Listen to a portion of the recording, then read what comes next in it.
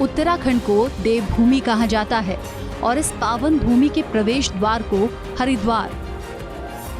कनखल में स्थित ये है दक्षेश्वर महादेव मंदिर।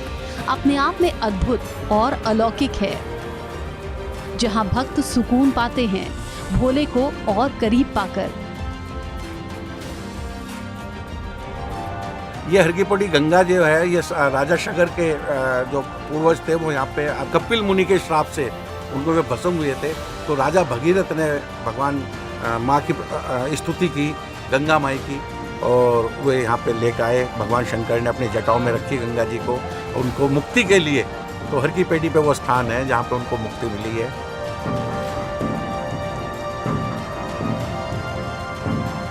हिंदुओं के अंदर ऐसा होता है कि मृत्यु हो जाती है, जैसे किसी भी फैमिली के अंदर हमारे में, उनकी अस्थियां लेके यहाँ विसर्जन के लिए आना पड़ता है।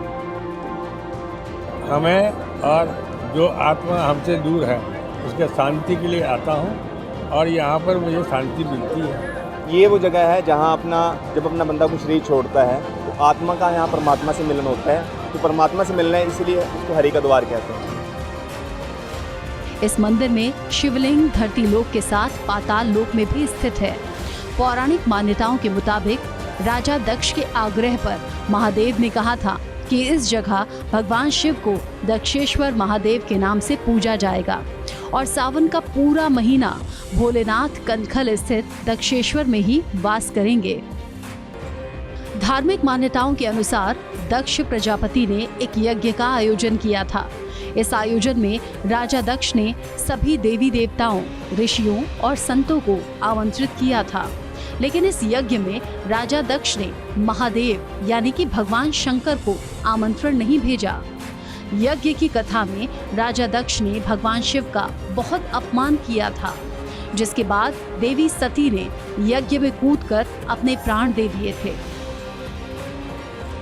जिसके बाद भगवान शिव ने क्रोधित होकर अपनी जटाओं से वीरभद्र को पैदा किया था।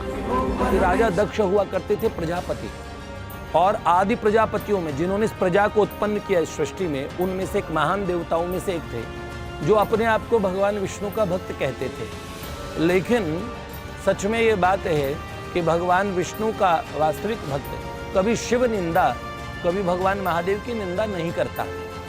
किंतु दक्ष राजा के साथ में ये समस्या थी, वो भगवान विष्णु को सुपीरियर और भगवान महादेव को इन्फीरियर साबित करना चाहते थे, सिद्ध करना चाहते थे।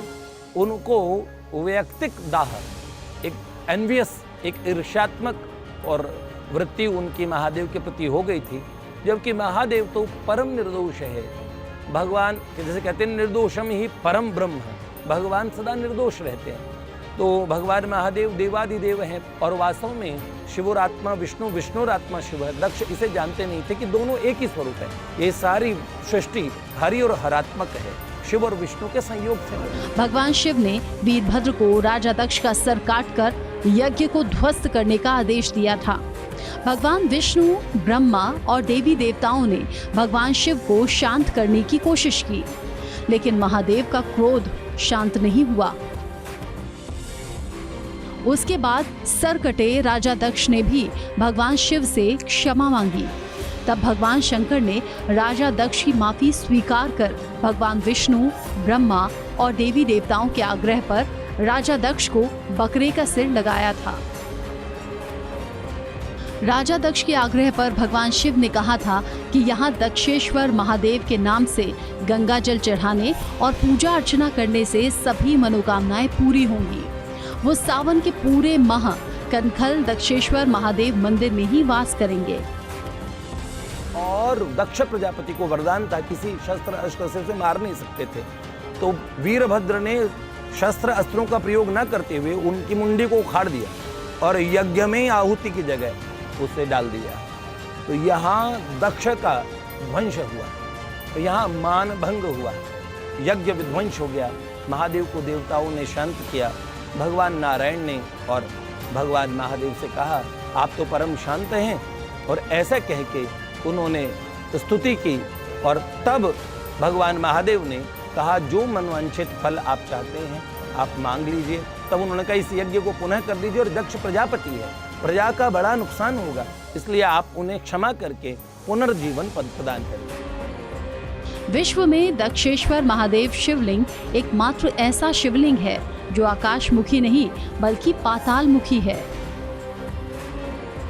मान्यता के मुताबिक ये वही मंदिर है जहां राजा दक्ष ने एक भव्य यज्ञ का आयोजन किया था, जिसमें सभी देवी देवताओं, ऋषियों और संतों को तो आमंत्रित किया गया था, परंतु भगवान शंकर को आमंत्रित नहीं किया गया था।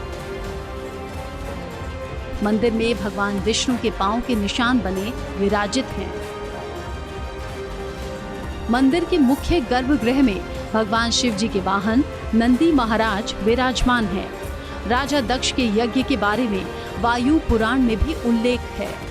इस मंदिर में एक छोटा सा गड्ढा है, जिसके बारे में ये माना जाता है कि इस गड्ढे में देवी सीता ने अपने जीवन का बलिदान दिया था।